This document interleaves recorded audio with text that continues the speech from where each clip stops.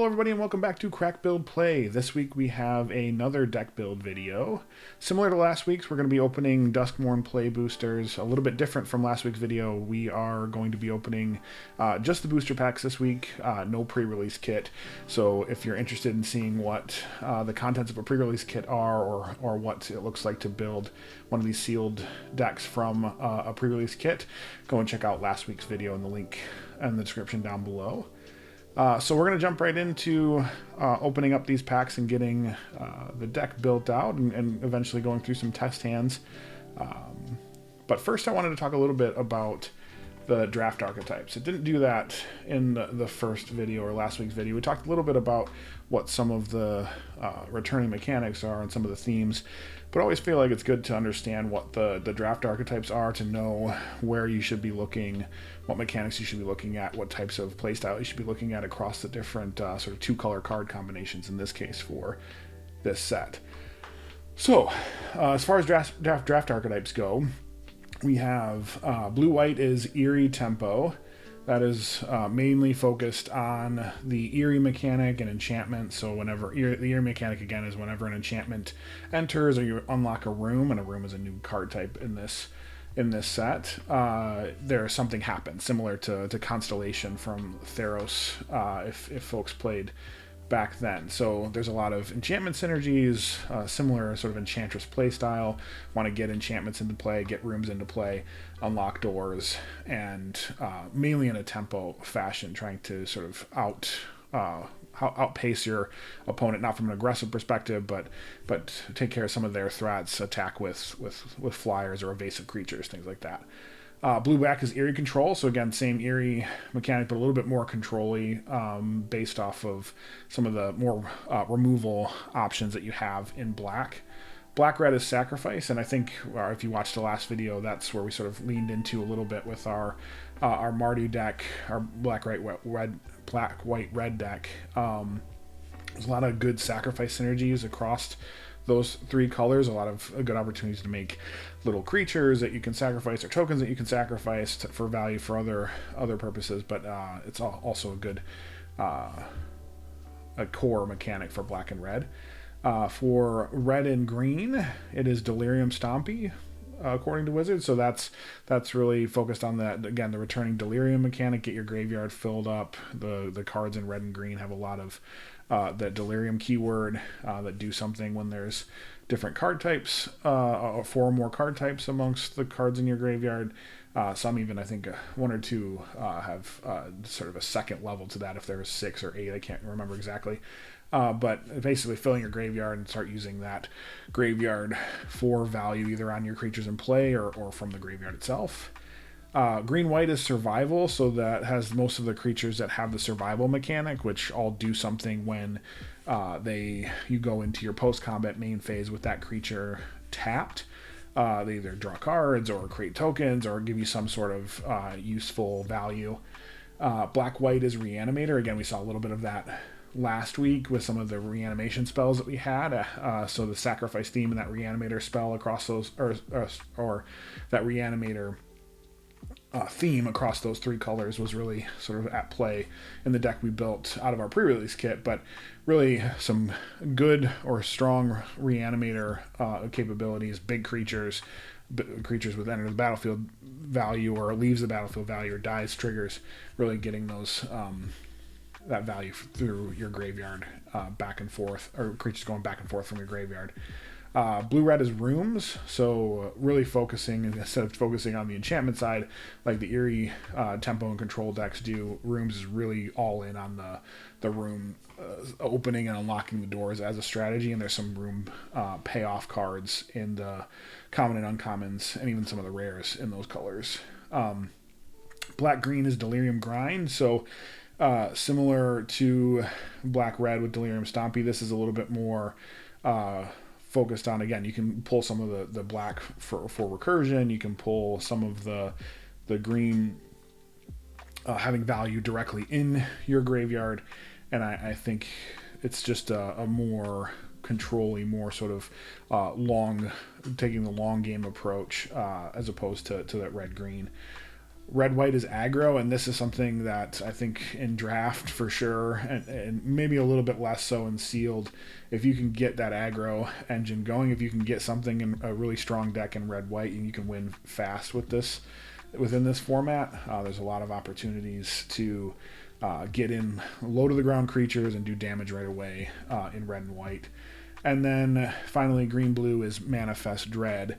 That's really focusing on the Manifest Dread mechanic. There's a lot of the signposts on commons in this set really take advantage of that. There's a lot of really great blue cards that draw you cards when you Manifest Dread, or when you're turning up or turning down creatures. There's actually a green enchantment that would fall into this archetype that when you either play a creature face down or turn a creature face up, you get to search your library for lands and ramp. There's a lot of great Manifest Dread synergy in those two colors as well. So those are the draft archetypes and what you can expect to see across your sort of pool. I wanted to also talk a little bit about what the meta is looking like from a sealed perspective. It's always interesting to look at this in like the context of how is sealed different from draft so far. Really what we're seeing is that there's a lot of strong white cards in this format. Overlord of the Mistmoors, Toby Beastie Befriender, even Sheltered by Ghosts and Split Up for removal, Split Skin Doll. Those all are in the top 10 as far as win rate for when they're played within a game. Overlord of the Mistmoors is at the top with 63%. If you look at and compare that to draft, there is still a lot of white, but there is definitely more red in that in the sort of the top of the meta in draft. Like I mentioned before, if you can get a strong white-red deck in draft and that you're not competing against a lot of others to draft those cards, you can do a lot of damage. Overlord of the Mistmoor still on top with the 59.1% win rate. Ghostly Dancer still there. Split Skin Doll still there. Toby Beastie Befriender is still sort of right there on the edge. But there's also Midnight Mayhem, which is a white-red card, and Arabella Abandoned Doll. Both of them really lean into that aggressive strategy that you see out of that white-red deck in draft. So Midnight Mayhem, for those who know, is a sorcery that creates 3/1/1 red goblin creature tokens, and then they're gremlin creature tokens, and then gremlins you control gain menace, lifelink, and haste at end of turn for 4 mana. It's 2 red and a white. On your turn, being able to push that out, especially if you can also draft an Arabella Abandoned Doll, which whenever Arabella Abandoned Doll attacks, it deals X damage to each opponent, and you gain X life, where X is the number of creatures you control with power 2 or less.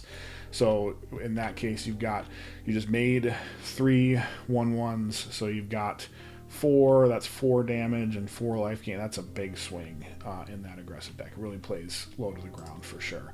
So far it's mostly white, a little bit of blue with Unnerving Grasp, some green with Tyvar the Pummeler and Valgavoth's Onslaught. Valgavoth's Onslaught I actually had in my pool for the pre-release, and it won me at least 2 games during that pre-release event. So also a good option for sure. But let's jump into it and start opening up these packs. We'll get them all opened and sorted, and then start looking at building out our deck.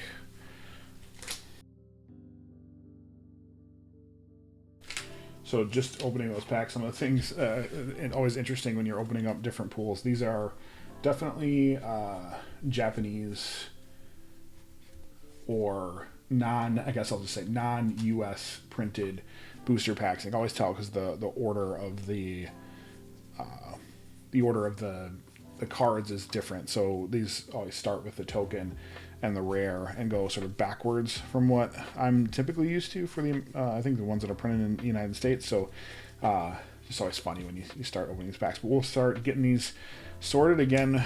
Really put the basic lands separated out in a pile as well. I'll separate the basics out as we go, but then just Wooburg order is typical for how I like to start with my multicolor. We were just talking about Arabella there, and then colorless in there, as well.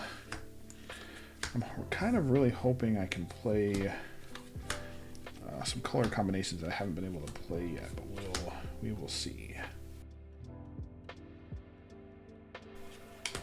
Ooh, Razorkin Needlehead. That's a good pull for sure. That's a really strong card.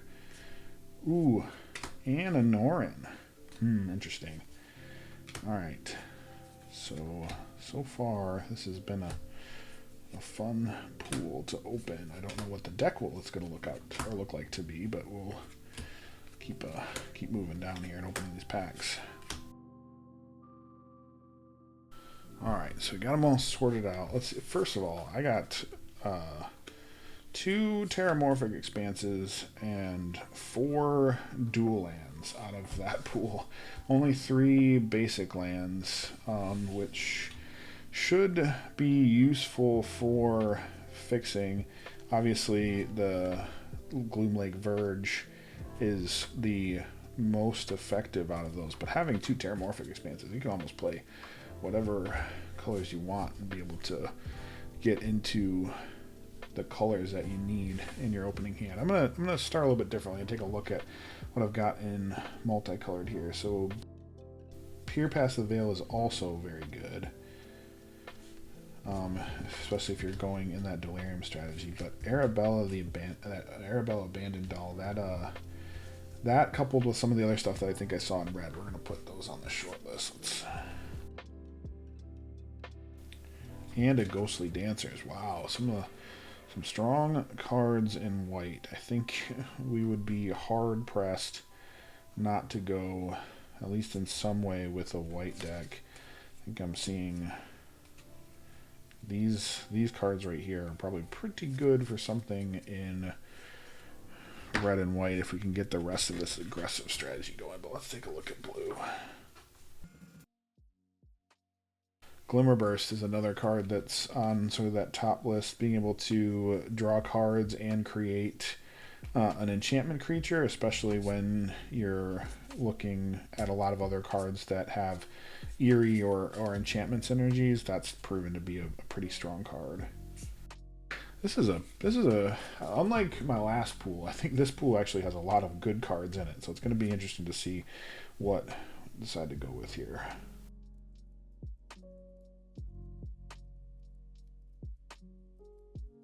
So I ended up having some removal in red, and obviously the Razorkin Needlehead is a really strong card, but I don't have a lot in red. So we will take a look at green here. Green doesn't look super great, if I'm being honest. Fear of Exposure is pretty okay. There's some removal in this Insidious Fungus and Break Down the Door. Wary Watchdog can be good, or can be okay. So I don't like green. So far I like green the least. What we got here? Alright, so after first pass, I think white, like the top end of white is really strong. Black has some good removal. Red has some good removal, and I think blue has some okay cards as well, but unfortunately a lot of the blue is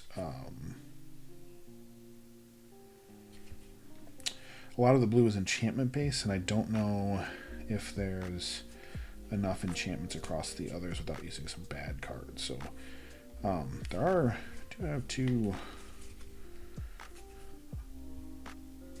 Flying Vigilance creatures. Can get bigger. Green kind of just ended up being split across too many different types. Let's look at red one more time.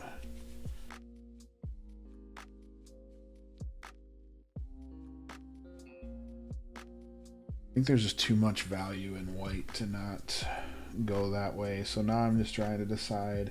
I think green's out. I don't think there's enough don't think there's enough in green. I don't think Pure Passive Veil or Beastie Beatdown are enough to go that direction. I think could probably there's some decent cards in here if you're going maybe like a full Delirium direction, but I just, it doesn't seem like there's enough for me to want to put this deck together. There's nothing really jumping out at me that I really want to play. So here's where I'm at, I think. So green is out. I think blue, so green is out, so I think these red to green cards I don't think are worth playing. What else is in here?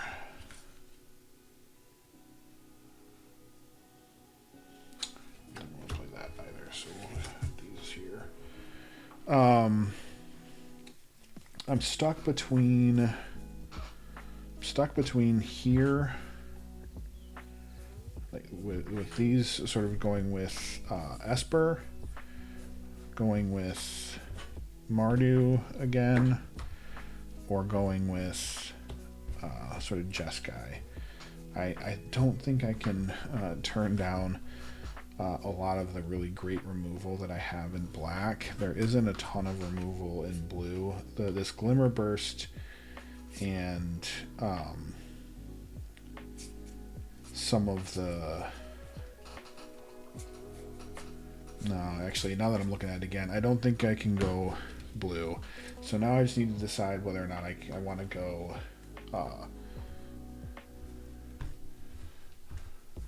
Mardu or just red, white. So I think taking the blue out, I think Skull Snap is probably out. That's a fun card. I would have liked to play with that one. All right, so let's see. We've got to make a choice here. Let's start organizing these out here. This one, it's gonna work. This is not gonna work. These two possibly, and the two Terramorphic Expanses. Let's look through here if there's any I can remount right away. I think, yeah, I don't think either of these, like 4 mana, 3 damage, 2 target creature. I don't think that's gonna work. Friendly Doll and Found Footage I might keep just for some card draw, so we'll put those there for now. Let's organize these out in our curve, and we'll start cutting some cards that we know aren't going to make it, and then ones that we might just want to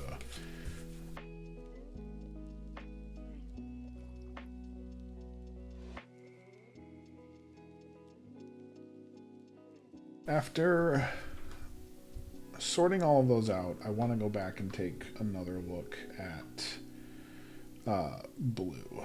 I think I may have been letting Arabella and maybe Unsettling Twins sort of cloud my judgment there. Let's go back and look at blue again, because I think this is an enchantment synergy. This is an enchantment creature. This is removal. What I want to look at is see if I have enough enchantment synergies across here to maybe go with these in a slightly different direction.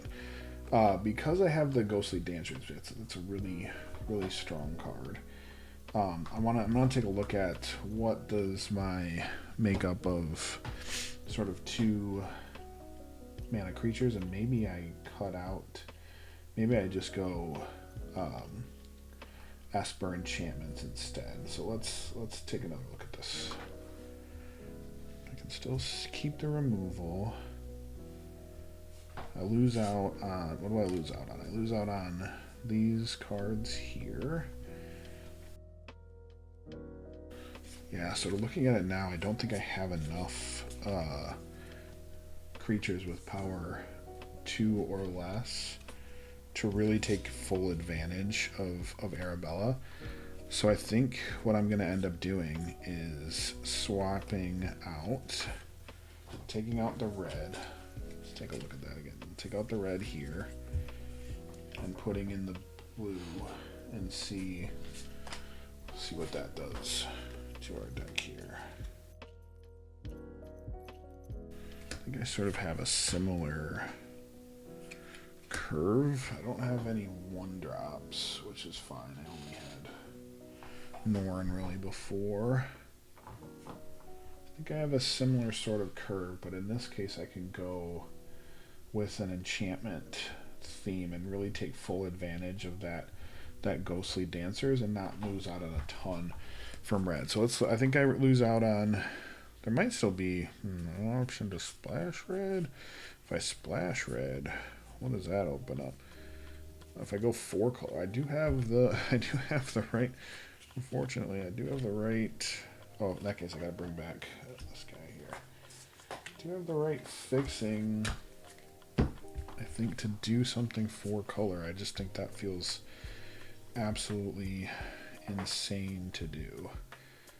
But I could probably get there if I wanted to. What would I bring back if I did that? I would probably just bring back these 2 and grab the prizes.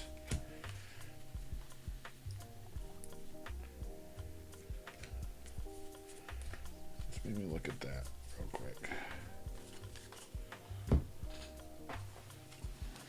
Is anything here?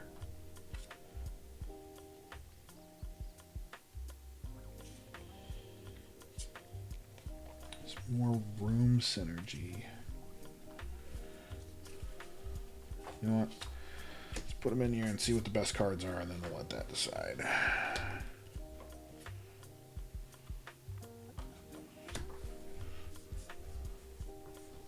Alright, so right away, I think there's some stuff I can get rid of. I'm not going as aggressive anymore, so I think I can get rid of, well, I have too many cards now to even consider that found footage. These are all still, in theory, really good cards. Here, I'd probably get rid of this one. I think that does enough for me to justify. Here, I'll probably leave those for now. We have it 3 mana.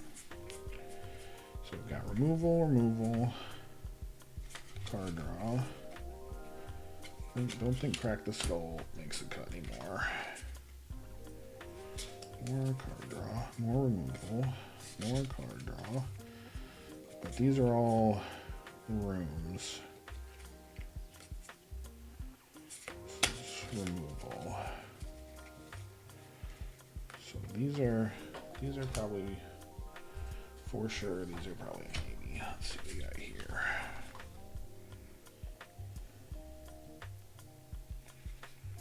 Not doing anything with Delirium, so I'll probably pull that one out, even though it's good. That one for sure. Removal. There, we'll cut that out. Let's look at our 2-drop creatures here. We're definitely going to have to cut more in this pool here, but we'll see what we got here.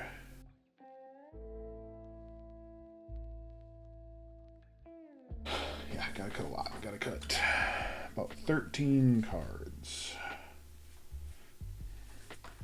Need to keep, I think what I'm seeing, the easiest thing to do is just to cut out the red. I don't think the red gives me enough.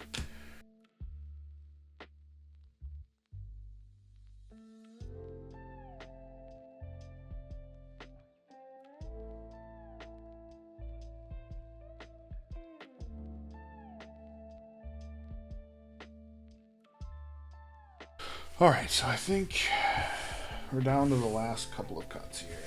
And I think they're probably going to come from this back of the pile here. But let's count to see how many we've got. 1, 2.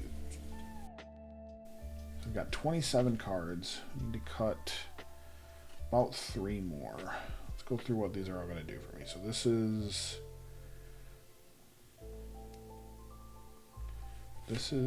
removal.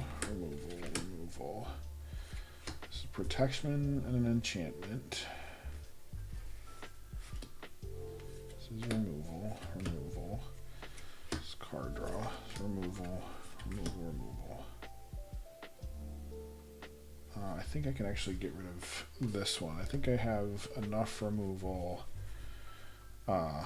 in here that fits a little bit more. I don't necessarily need that one. That goes over there as card draw.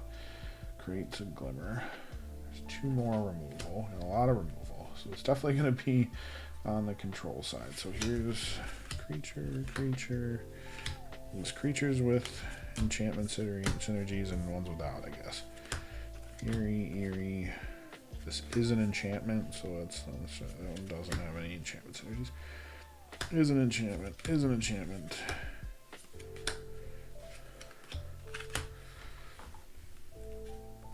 Alright, so let's look here. I've got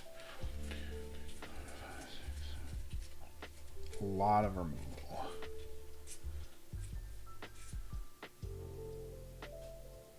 Is there... Do I have enough? do I need all of this removal, I guess? Let's prioritize the instants over the sorceries. These are all sorcery speed. I think exercise is gonna go just because I have a ton of other, actually, yeah, this is not conditional.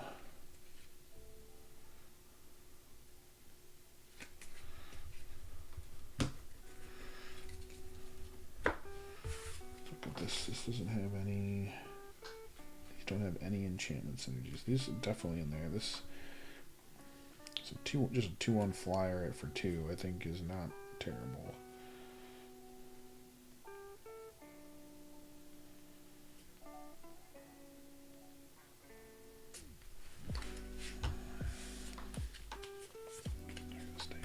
So let's see now. 4, 5, 6, 7, 8, 9, 10, 11, 12, 13, 14, 15, 16, 17, 18, 19, 20, 21, 22, 23, 24, 25. We just need to cut one more. I think maybe we just get one of these Seized for Slumbers. And then we think about cutting something here. Let's look at our full curves. Independent of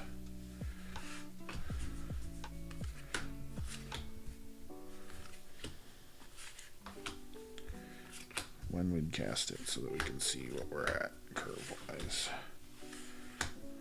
We're probably pretty good.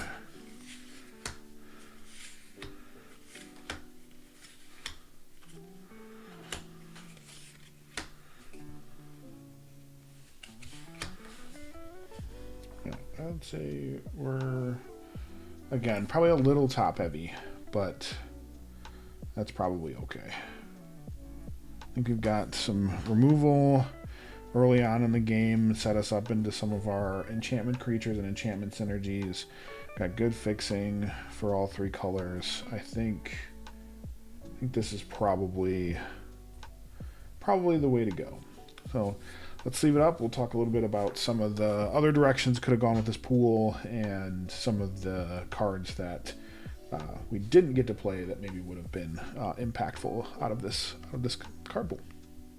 All right, so let's take a look at the final deck. As always, the final deck list and the overall card pool will be available in Moxfield links down below. So if you want to check those out in more detail, feel free to go ahead. But we'll start with the deck that we ended up with, and then go through some of the other options that we had, or some of the things that we might be considering putting in the deck as we sideboard between rounds. Sealed's a little bit different because your sideboard is essentially your entire card pool. I've had actually at the pre-release I made 2 completely different decks. Pre-release for Duskmourn. Actually, I've done that the past 2 out of the last 3 pre-releases because the card pools were sort of so split. I was able to make two completely different decks and sort of try them out in that first game and see which one I liked better, and then eventually get to one played through the rest of the event with. But in this case, we'll take a look at the deck, see some of the choices of cards that might make their way back into the deck as we play through a couple of games,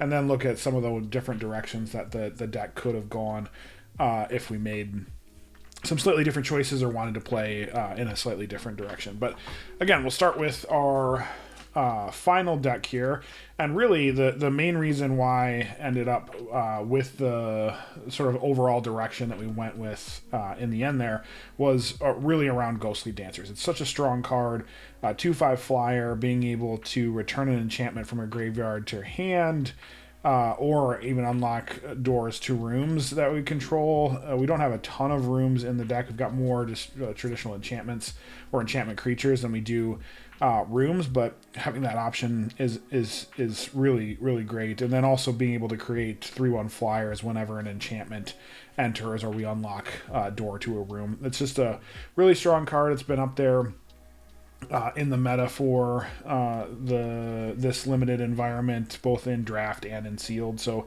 being able to include that, and then with the number of other enchantment synergies that the pool ended up having, just made sense to sort of go that direction. So we'll start off with the creatures that have those enchantment synergies. We've got Ghostly Dancers, we've got Skull Snap Nuisance. Again, it's a 1/4 flyer for 2 that has Eerie whenever an enchantment you control enters or whenever you fully unlock a room, surveil 1, so could get some card selection early on in the game, have a flying threat or a flying blocker. We have Balemerk Leech that has Eerie that causes an opponent to lose life whenever an enchantment enters. 2 Erratic Apparitions that have Flying and Vigilance for sort of 1/3 Flying Vigilance for 3 that gets +1/+1 whenever you play an enchantment or unlock a room. That seems to fit and be pretty good with the overall theme of the deck. Cult Healer, again, has that Eerie synergy, getting lifelink until end turns. It's 3/3 for 3, so just a pretty good rate there. Then we've got a number of different enchantment creatures and enchantments that we'll probably be using. We've got Fear of Falling, again, not the best card, but a 4/4 flyer that can give something -2, -0 until my next turn and loses flying. So if they've got a flying threat that could either block Fear of Falling or one of our other flyers, we can give it -2, -0, or our threats are a little bit safer. And also on their turn, it can't attack with nearly as much threat. We've got Fear of the Dark, another enchantment creature that just 5/5 for 5 that can get Menace and Death Touch if they're not playing any enchantment synergies or don't have any glimmer creatures. So that's just a big beater. Another enchantment creature in Clammy Prowler. This one can make some of our other threats, or threats that get big when we play enchantments, unblockable for a turn. It's also a 2/5. That's pretty healthy booty there. We've got Shard Mage's Rescue, just an enchantment that we can flash out, protect one of our creatures, protect our Ghostly Dancers, get a 3/1, give our Ghostly Dancers +1/+1. And then we've got the Derelict Addict and Widow's Walk. Just card drop, mainly just playing this for some additional enchantments. Glimmer Burst is, like I mentioned before, is a really good card draw, and also creates a enchantment that triggers some of our Eerie abilities. Unable to Scream is... let me start getting into our removal. We've got enchantment-based removal first, again, with this being a deck that we want to focus on our enchantment synergies. Unable to Scream and Bottomless Pool, which also has Locker Room as the other room, and Sporogenic Infection are all enchantment-based removal spells that we can use to trigger Eerie from our creatures with that ability, and are also, for the most part, pretty efficient removal spells in some cases, or in the right cases. We've got one sleeve Seize from Slumber.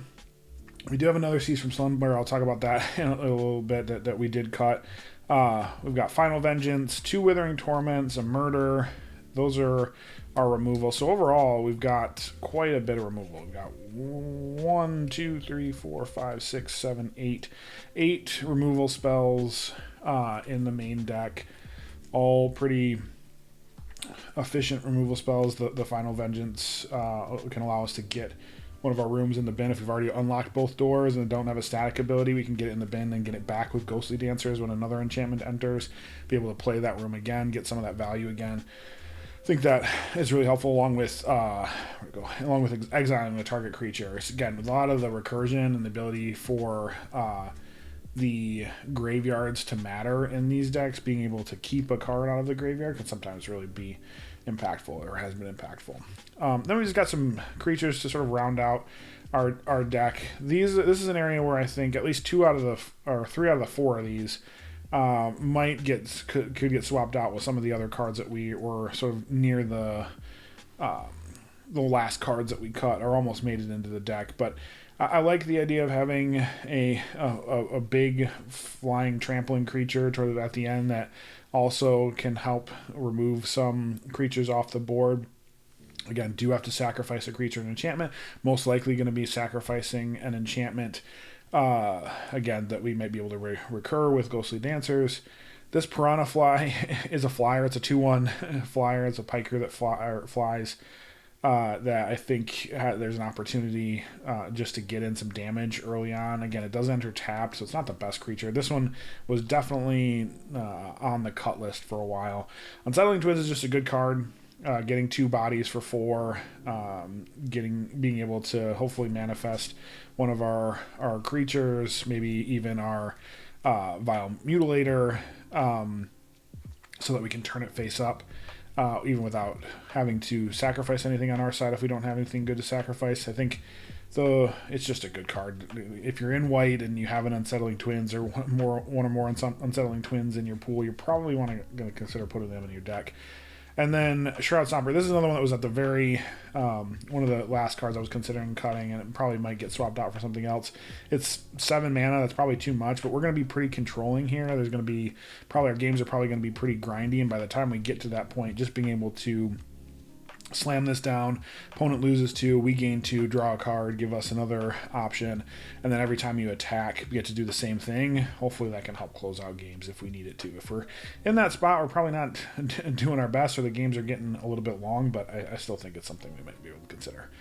We've got Neglected Manor and the Gloomlake Verge for dual lands in our colors, 2 Terramorphic Expanses. I ended up going with 3 plains, and then 5 islands and 4 swamps based off of the overall curve that, or the sort of color makeup that we have in the deck. There's almost barely splashing white at this point. I think there's maybe 4 or 5 white cards in the whole deck, and that really sort of dictated where we were focusing our land count. All right, let's take a look at some of the other options we had. So these are cards that were near the nearly made it in the deck, and I think are going to be on the first things to consider when we're looking at cards that maybe are staying in our hand and we're not wanting to play. I think there's a good case to be made that we could put this Seized from Slumber and this Exercise back in right away. Maybe getting those 2 big cards out and really just going all in on removal. Same with this Vanish from Sight. If we're feeling like we have enough removal but we don't have enough threats, I think this Miasma Demon is probably something we could go put back in. And if we wanted to go all in on the enchantments and maybe take out some of the removal, if we feel like there aren't enough threats for us to remove and are really looking for options to trigger that Eerie on our cards, I think this Creeping Peeper and then adding 2 more of these Derelict Addicts back in. There is 1 in the deck that made it, but we did have 3 in our pool, and we could always plop these back in there if we needed to. So these are cards that I'm going to be considering for sort of first going back in, but we did have a couple of different directions we could go. Even after we decided to go with this more enchantment strategy, I was really considering splashing red in there as well, and maybe going 4 colors. Again, you have these 2 rampaging Soul Ragers that ended up being 4 4s for 3s if you got 2 or more unlocked doors among rooms. And because we had a number of rooms and we also could consider putting in more, I think there was maybe a direction we could go, and we went more in on red and the room synergy. Put the 2 rooms from with Derelict Attic back in, put these additional 2 rooms, have their removal, or take one of the removal out and have Glassworks be that replacement, and could have gone that direction. I think that's still maybe something to consider as we're looking at moving through the rounds. We could take out some of the white in here that doesn't really align all that well.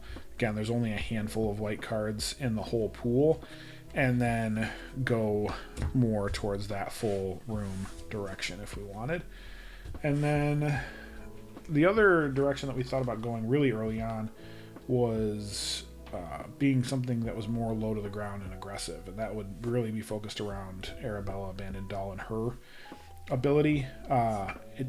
Ultimately, it turned out that I just don't think we had enough creatures that had power 2 or less to really take advantage of that. That would have been going sort of all in on Arabella. We still would have had a nice removal package with white and black and red, but I think there was an option for us to go this way as well. Razorkin Needlehead is a really great card too. Chainsaw is good removal. I think you could make a case. Same with Grab the Prize. Having 2 copies of that would have been fun and interesting as well. So I think could have gone that direction. If we did lean more into red and sort of swapped out some of the white, I think we probably could have put those Grab the Prizes back in as well, and maybe even kept those and the Chainsaw and gone with those 3, these and these back in there, and maybe swap some of the bigger threats in the white card. Maybe just leave the one dual land in here to keep. Well, I guess we would need 2 white sources for Ghostly Dancers, but and a plains, and go 4 colors. But I think either way, I think ending up with something that's a little bit more control-y to focus around that enchantment synergy is probably going to work out. So that was the pool, and that's how we ended up on those choices. I'll get this deck shuffled up, and we'll go through a couple of test hands, see what how the deck plays out in some gold fishing. All right, let's draw our first hand of 7 here. I think, like last time, we'll start on the play with this first hand. Assume we won the die roll, and we're going to start on the play. In an actual sort of event or tournament, I think with this deck in particular, I might really consider starting on the draw most of the time. We aren't going to be aggressive. We're not going to be the aggressor very often in these games because of how controlly our deck is. So maybe having that extra card on that first turn might be something that we want to consider. But in this case, we'll just start as if we're going to start on the play. Got 5, 6, 7 cards there. We'll look at what we got. So we've got Swamp,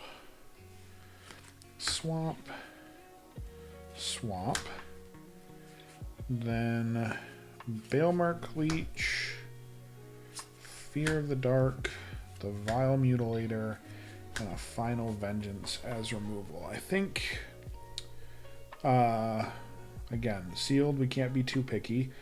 We have 5 cards we can play. They're all in the colors. We have a turn 2 play. We have a turn 3 play if we need to destroy something that's causing us trouble. Again, we're going to be assuming we're going to be, again, we're not going to be the aggressor here. So I think probably keep this. Let's look at what our first couple of draws would be, see if that was a smart choice. Again, more mana, something, another big creature, nothing blue to cast that, so that's a little unfortunate.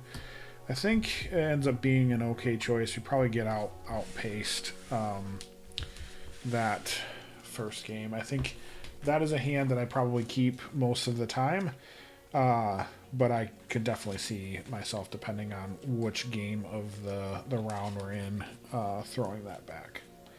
Shuffle up and we'll get second hand here. All right, let's deal another 7 cards here.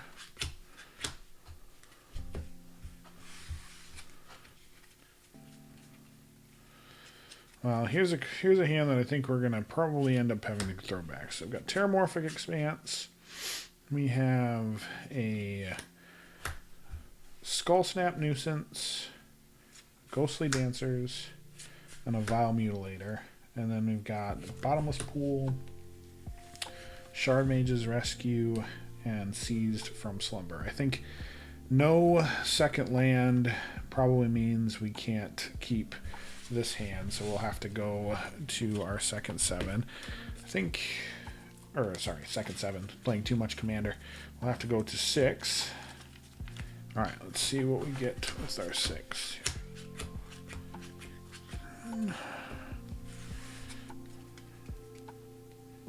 All right, so we've got a Neglected Manor, an Island, a Swamp, a Cult Healer, a Shroud Stomper, a Sporogenic Infection, and a Withering Torment. I think we probably keep this and put back the Shroud Stomper.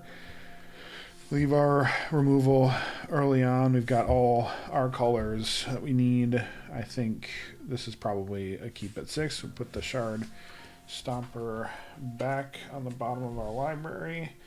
And then what does our couple of draws look like? An island. Start getting some of our creatures. Have an eerie triggers. I think that ends up being a relatively okay start for us. We'll do one more going back on the play, and then we'll sort of wrap things up. All right, let's grab one more hand of 7 here. And we'll go back on the play for this being our game 3, and we'll see what we got. So let's see. I think this might be our best hand we've got so far. We've got Island, Swamp, Island, and then a Clammy Prowler, a Fear of the Dark, an Unable to Scream, and a Withering Torment. I think this have a lot of our enchantment value in there up front. We've got some removal to keep control. I think this is probably something that this is definitely something that we keep, but this is probably something that ends up being more on the stronger side depending what our draws are. So let's take a couple looks. Well, doesn't get there very much, but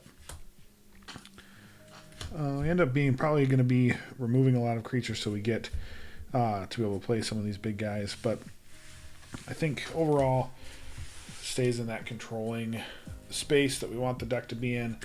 I'm not sure this was going to be this was a really good pool. As I said at the beginning, I'm not sure how this final deck turned out, if I'm going to be completely honest, but I think there were a couple of different directions that we could have gone. Probably would have played around with them early on in the tournament just to see what really stuck out, or if there was anything that was a little bit more powerful than the others. But overall, I think the deck has some nice synergies, and definitely will be fun to play, especially if you enjoy that more controlling matchups. Those more controlling matchups. So thanks for checking out the video. If you're interested in more Duskmourn content, go ahead and check out our last video where we opened up that pre-release kit and built pretty interesting Mardu sacrifice deck. So a lot of cool options in that pre-release pack or card pool as well. Again, if you're interested in the full deck list for the final deck and the full card pool, check those out in the description below. Coming up in our next couple of videos, we're going to be opening some Bloomburrow and do a full deck build from a Bloomburrow sealed pool. So jumping back one set and checking out some of the different synergies and archetypes from there. It'll be good. We have a full season of that limited environment running, so lots of great information that has come out from that. Also want to touch on, do a little bit of a meta review for Duskmourn now that we're a couple of weeks from the set release, and there's been enough data collected from the sealed environment and also from draft. And then coming up later in October, there is a Duskmourn Chaos Draft that's happening at my local game store, so we're doing a tournament retrospective of that as well. So again, thanks for checking out the video. We hope to see you next time.